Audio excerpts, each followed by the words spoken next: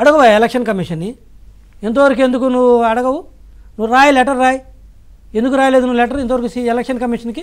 TDP వాళ్ళు rigging చేశారు ఆ బూత్లో, అందుకే పిన్నెల్లి గారు కోపం వచ్చింది, అందుకే పగల కొట్టాడు, తీయమని చెప్పండి, ఫుటేజ్ బయట పెట్టమని పబ్లిక్గా. తప్పేముంది అందులో అడగటం? అసలు నాకు అర్థం కాని ఏంటంటే అంత తొందరగా గడికి మాటలు ఎలా మార్చేస్తారండి వాళ్ళు. ఆ రోజు చెప్పారు, వాళ్ళు చెప్పారు, వాళ్ళ మనుషులు చెప్పారు, వాళ్ళ గెజెట్ పత్రిక సాక్షిలో క్లియర్గా రాశారు అందులో పాము దూరిందని మా ఓడు కింద పడేసి కొట్టాడని. ఇప్పుడు జగన్మోహన్ రెడ్డి గారు రిగ్గింగ్ చేస్తానని కొట్టాడంటే ఏంటి? నేనేమన్నంటే ఇప్పుడు కూడా అదే చెప్పొచ్చు కదా, అందులో పాము దూరిందని. పాములు అది ఎంత? అరే పేపర్లో వచ్చిందా రాలేదా? నువ్వు నవ్వుతావేంటి? ఈ రోజు నేను వాళ్ళ పత్రికలో ఏం రాశారు? పేపర్లో వచ్చింది కదా, మరి ఆయన వాళ్ళ పత్రిక వచ్చిందని ఆయన ఎందుకు మార్చారు? 2-3 వర్షన్స్ నేను ఈ రోజు వర్షన్ పికప్ చేస్తున్నాను.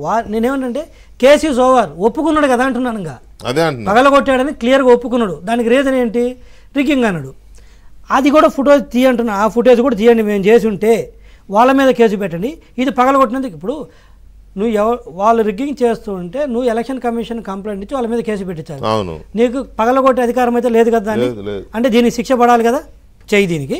ఒకవేళ వాళ్ళకి రిగ్గింగ్ చేసి ఉంటే అది. ఇక సందర్భం ఏంది? రెండోది, నువ్వు నీతులు చెప్తావా? జైలు అన్యాయంగా కేసులు ఒక పక్క నువ్వే చెబుతావు పగలగొట్టినాడని, మళ్ళీ రెండోది అన్యాయం ఎట్టవుతుంది? నారాయణ స్వామి గారిని అనే సర్కిల్ ఇన్స్పెక్టర్ని కొడితే అతనికి దెబ్బలు తగిలి బ్లడ్ బ్లీడింగ్ అవుతూ వీడియోలు కూడా బయటకు వస్తే నువ్వు సంబంధం లేదంటావు.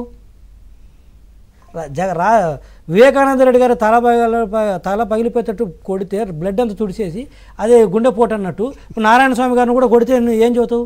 అది సింథటిక్ బ్లడ్ అని చదువుతావు ఏంటి? కోడి కత్తి మాదిరి. అయ్యా నువ్వు వినలేదు అయితే. నువ్వు సారీ జీవి రెడ్డి, నేను నిన్ను పొరపాటుగా పిలిచాను. నేను జగన్మోహన్ రెడ్డి గారి మాటలు విన్నావు నువ్వు? ఆయన చాలా స్పష్టంగా చెప్పాడు, ఎక్కడా కూడా సిఐఈ ఎమ్మెల్యే అసలు తటస్థపడలేదు. ఆయన వేరే చోటున్నాడు, ఈయన వేరే చోటున్నాడు.